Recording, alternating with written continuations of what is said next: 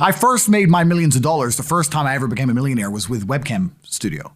Oh, really? I didn't know that. Yeah, this is how I first ever made money. I mean, I was a kickboxing world champion, but kickboxing's not boxing, right? Yeah. So I'd make like $100,000 a fight. You fight 2 or 3 times a year. You pay 20% to your manager. You pay taxes, but you're not rich. So you get like 30 to 40% of the money. Yeah, and I didn't consider myself rich. Like 30, 40 grand chunks, twice a year, maybe 3 times a year. Living in London, London rents, need a car. You're trying, like you're not rich in any way. And that's actually the reason I retired, because I woke up one day and I thought, I'm giving 6 hours a day of absolute focus and energy to this.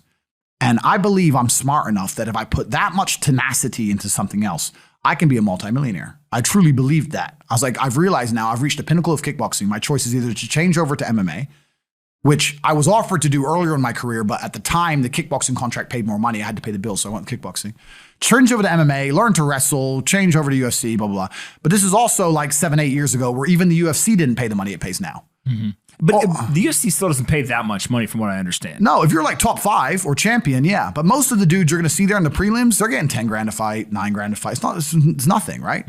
So it'd be like starting my career all over again. And at the age of 28, I thought, I don't have the gumption to start again. I've been through hell for this. I've broken my hand 8 times. My ribs have been broken. I don't want to do this all over again. So what do you do when you realize that, hey, maybe I don't want to keep fighting? I decided to get rich. What does that mean to you? When you're sitting there, you're getting, $30,000, $40,000 kind of net on a per fight basis.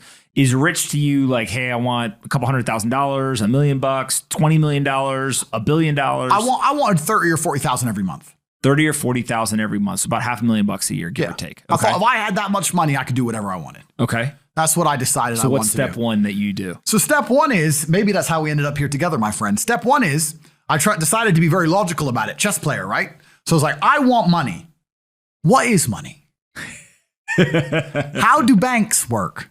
How does credit work? What's fractional reserve banking? All these things we now know to be the biggest cons of the century, right? So I'm sitting there researching money for days and days and days.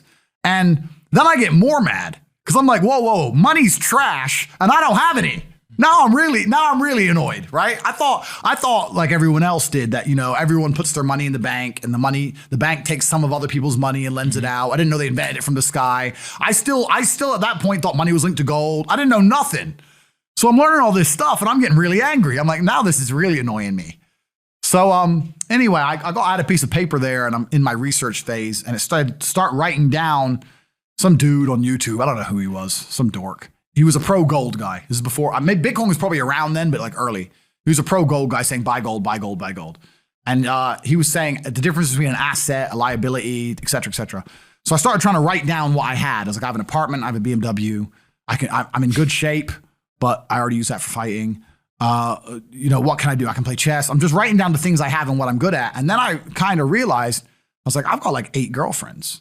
But because I was traveling the world and if you win, you get a ring girl. It's kind of like she's banging the winner, right? You win a world title, you get to choose the ring girl you want. It's pretty easy, right? So I had a girlfriend in Slovakia, I had a girlfriend in France, I had a girlfriend in England, all these girlfriends. Do they know about each other? No. Okay. But they find out pretty soon.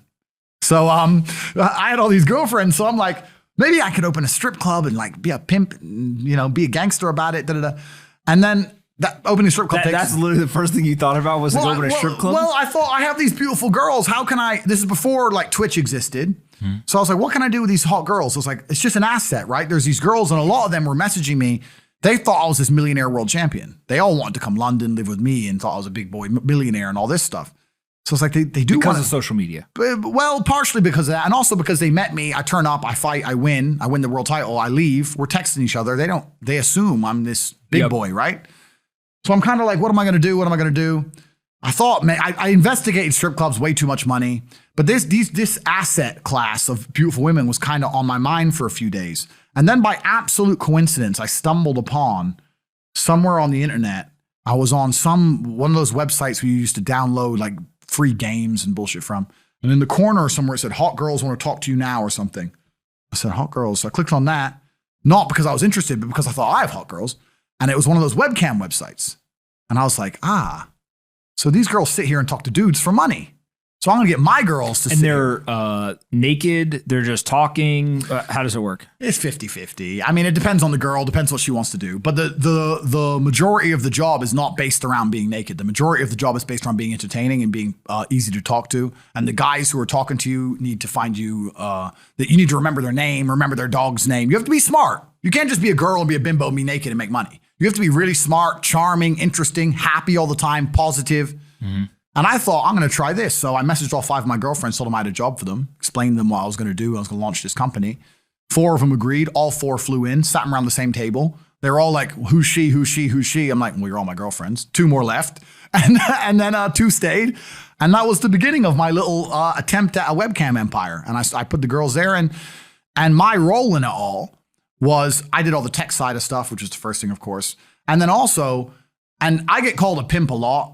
But and the reason I use the term is because I don't see it as a negative term. I see it as positively inspirational and motivating person. I'd motivate the girls. I'd make sure they did their job properly. If they had a bad day online, I'd come up with a good excuse for them. Oh, it's been a football game. It's been really busy. Don't worry. You're still beautiful. Don't be upset. You did better than her. You did the best today. I keep everything organized, put the schedules together, all that kind of stuff. And is it hard? It's hard because women have to want to work for you. Okay. Women have to want to obey you. That's what's hard. And you don't do that. This is one of the biggest misconceptions. I really want to clear this up. People in the movies and stuff, pimps are like aggressive, mean men. Complete opposite. Pimps are more like James Bond. James Bond's a pimp. He sleeps with a girl to get information. He doesn't care about her. He is absolutely and utterly a pimp. He doesn't hit her. He makes her love him. She does what he wants. He uses sex as a weapon to reward her, and then he disappears. That James Bond is absolutely and utterly a pimp. So I say pimp because everyone calls me a pimp online, tries to go, haha, you're a pimp, they're going to get offended. It's like, no, beautiful women wanted to work for me, and they wanted to work for me because I displayed supreme competence. And they knew if they worked for me, they'd make a lot of money. So whenever I was out, I'd meet a waitress and say, well, look, you're working 10 hours a day for pennies. You can work 10 hours a day for me, make 10 grand a month, or 20 grand a month. And over time, I just built up this big little empire of webcam girls. At one point, I had 4 locations, 75 girls working for me.